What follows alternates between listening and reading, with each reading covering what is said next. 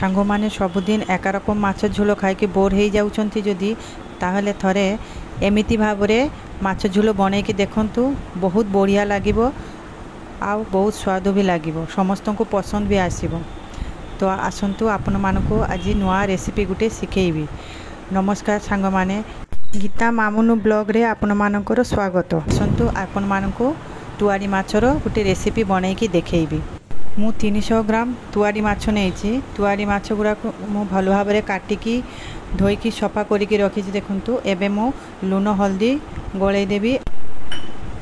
ଆଉ ଆପଣମାନେ କେମିତି ତୁଆଡ଼ି ମାଛ ରାନ୍ଧନ୍ତି ମୋତେ ନିଶ୍ଚୟ କମେଣ୍ଟରେ ଜଣାଇବେ। ମୁଁ ଏମିତି ଭାବରେ ଏଇ ବର୍ଷା ଦିନ ବା ଖରା ଦିନ ଆସିଲେ ସବୁ ରକମ ପରିବା ଦେଇକି ତୁଆଡ଼ି ମାଛ ଝୋଳ ବନାଏ। ମୁଁ ଆଜି ନେଇଛି ସାରୁ ବାଇଗଣ ଆଳୁ ଦେଇକି ଆପଣମାନଙ୍କୁ ରେସିପିଟା ଦେଖେଇବି। ଆପଣମାନେ ଥରେ ଟ୍ରାଏ କରନ୍ତୁ, ବହୁତ ଭଲ ଲାଗିବ। ମୁଁ ଗୋଟେ ଫ୍ରାଏ ପ୍ୟାନ୍ ନେଇଛି, ସେଥିରେ 3-4 ଚାମଚ ଭଳିଆ ବଡ଼ ଚାମଚର ତେଲ ଦେଇଛି, ସୋରିଷ ତେଲ। ଆଉ ସେଥିରେ ମାଛ ଗୁଡ଼ା ମୁଁ ଛାଡ଼ିଦେଲି। ଆଉ ମୁଁ କିଛି ମସଲା ନେଇଛି। ଦେଖନ୍ତୁ ମସଲା ରହିଛି ଧଳା ସୋରିଷ, ପିଆଜ ଗୋଟେ, ଟମାଟୋ ଗୋଟେ, ଅଦା ଆଉ କଞ୍ଚା ଲଙ୍କା। ଦେଖନ୍ତୁ ମାଛ ଗୁଡ଼ା ପ୍ରାୟ ଭଜା ହେଇ ଆସିଲାନି। ମୁଁ ତାକୁ ନୋଟପାଟ କରିଦେବି।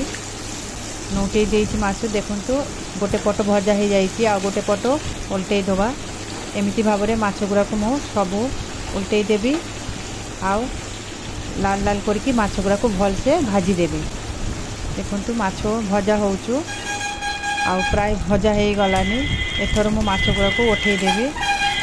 ଟିକେ ଭଲସେ ମାଛ ଗୁଡ଼ାକୁ ଭଜା ହେବା ଦରକାର ଅଛି, ନହେଲେ ଟିକେ ଆଇଁଷା ଆଇଁଷା ବାଛେ। ସେଇ ନେଇକି ମୁଁ ଟିକେ ବେଶିକା ଟାଇମ୍ ଦେଇକି ଟିକେ ଭାଜେ।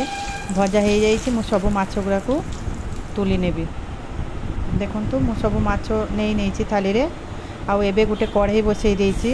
କଢ଼େଇରେ 2 ଚାମଚ ଭଳିଆ ସୋରିଷ ତେଲ ଦେଇଛି ଆଉ 5 ଫୁଟଣ ଦେଇଛି। ଆଉ ବାଇଗଣ ଗୋଟେ କାଟିକି ରଖିଥିଲି ତାକୁ ପକାଇଦେଲି। ଟିକେ ଲୁଣ ଦେଇଦେବି, ଦେଇକି ତାକୁ ଭଲସେ ଲାଲ ଲାଲ କରିକି ଭାଜିଦେବି। ଆପଣମାନେ ଥରେ ବାଇଗଣ ଏମିତି ଭାଜିକି ତରକାରୀରୁ ପକାଇବେ, ଦେଖିବେ ବହୁତ ଟେଷ୍ଟ ଲାଗିବ। ଏଥର ଦେଖନ୍ତୁ ବାଇଗଣ ଗୁଡ଼ା ଉଠେଇଦେଲି। ଆଉ ମୁଁ ରଖିଥିଲି ସାରୁ 2ଟା ସାରୁ ଆଉ 2ଟା ଆଳୁ କାଟିକି ରଖିଥିଲି, ତାକୁ ଦେଖନ୍ତୁ ମୁଁ ପକାଇଦେଲି। ଟିକେ ଲୁଣ ଦେଇଦେବି ଆଉ ଟିକେ ହଳଦୀ ଦେଇକି ଭଲସେ ତାକୁ ଲୋଟପାଟ କରିକି ଏପଟ ସେପଟ କରିକି ତାକୁ ଟିକେ ଢାଙ୍କିଦେବି। ଢାଙ୍କିଦେଲେ ଟିକେ ଜଲ୍ଦି ସିଝିଯିବ। ଦେଖନ୍ତୁ ସିଝା ହେଇଯାଇଛି, ମାନେ ନରମ ହେଇଯାଇଛି, ଭଜାଟା ହେଇଯାଇଛି। ଦେଖନ୍ତୁ ଗୋଲ୍ଡେନ୍ କଲର୍ ଆସିଯାଇଛି, ଭଜା ହେଇଯାଇଛି। ଏଇଥିରେ ମୁଁ ଯେଉଁ ବାଟିକି ରଖିଥିଲି ମସଲା ତାକୁ ଢାଳିଦେବି। ଆଉ ମିକ୍ସର ଜାର୍ରେ ଆଉ ଟିକେ ପାଣି ଢାଳିକି ସେଟା ଭଲସେ ଧୋଇକି ପାଣିଟା ପକାଇଦେବି। ପାଣିଟା ପକାଇଦେଲି। ଏଥର ଭଲ ଭାବରେ ମସଲାଟାକୁ ମୁଁ ମିଶାଇ ଦେବି କଡ଼େଇରେ। ଆଉ ଆପଣମାନେ କେଉଁଠୁ ମୋ ଭିଡ଼ିଓ ଦେଖୁଛନ୍ତି ପ୍ଲିଜ୍ ମୋତେ କମେଣ୍ଟରେ ଜଣାଇବେ, ମୋତେ ବି ଭଲ ଲାଗିବ। ଆଉ ମୋ ଭିଡ଼ିଓ କେମିତି ଆପଣଙ୍କୁ ପସନ୍ଦ ହେଉଛି ନା ନାଇଁ ନିଶ୍ଚୟ ସବସ୍କ୍ରାଇବ୍ କରିବେ ମୋ ଚ୍ୟାନେଲକୁ। ଦେଖନ୍ତୁ ମୁଁ ପକାଇଦେଲି ଏବେ ଜିରା 1 ଚାମଚ ମୁଁ ଜିରା ଗୁଣ୍ଡ ପକାଇଦେଲି। ଆପଣ ଏଥିରେ ଜିରା ଗୁଣ୍ଡ ଧନିଆ ଗୁଣ୍ଡ ବି ଦେଇପାରନ୍ତି, କିନ୍ତୁ ଜିରା ଗୁଣ୍ଡଟା ଦେଲେ ଭଲ ଲାଗେ। ଜିରା ଗୁଣ୍ଡ ଦେଖନ୍ତୁ ମସଲା ଭଲ ଭାବରେ କଷା ହେଇଯାଇଛି, ପାଣି ବି ମରିଯାଇଛି। ଏବେ ଆଉ ଟିକେ ମୁଁ ପାଣି ଦେଇଦେବି।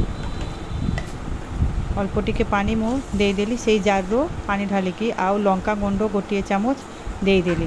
ଆପଣ ଯେ ପରିମାଣ ହିସାବରୁ ରାଗ ଖାଆନ୍ତି ସେଇ ହିସାବରୁ ଲଙ୍କା ଦେବେ। ମୁଁ 1 ଚାମଚ ଦେଇଛି। ଆଉ ହାଫ୍ ଚାମଚ ଭଳିଆ ଚିନି ଦେଲି।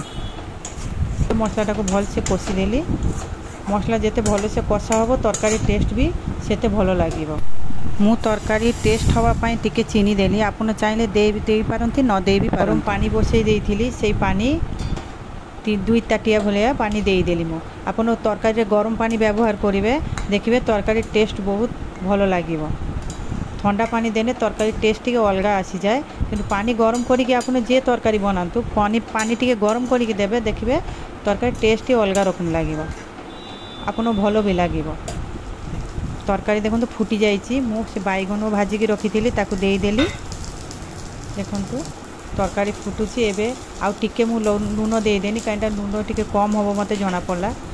ତ ଆପଣମାନେ ଆପଣଙ୍କ ସ୍ୱାଦ ଅନୁସାରେ ଲୁଣ ଦେଇଥିବେ, ଯେ ଯେମିତି ଲୁଣ ତରକାରୀକି ମୁଁ ଭଲ ଭାବରେ ଘାଣ୍ଟି ଦେଲି। ଦେଖନ୍ତୁ एथर माछ गुड़ा मु छाड़ीदेवी तरकारी भल भाव फुटी जाइए माछ गुड़ा भी पकईदेवी माछ पकईदेला फुटीगला मु 2टा कंचा लंका देदेली आ धनिया पत्र देदेली धनिया पत्र आपण मैंने चाहे निश्चय देवे बहुत बढ़िया लगे ये तरकारी आ देखु भात सांगरे गरम गरम भात सांगरे आपण मैंने निश्चय थे ट्राई करेंगे ये तरकारी को बहुत भल लगे। वीडियोटी संपूर्ण देखने धन्यवाद।